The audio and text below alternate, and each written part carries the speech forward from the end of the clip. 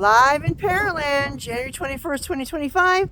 We are here officially enjoying a snow day. Trying to stay warm, trying to look cute, trying to be extra on this snow day. Everything is looking nice and wintry and wonderlandish. And I think we measured about a good 4 inches of snow.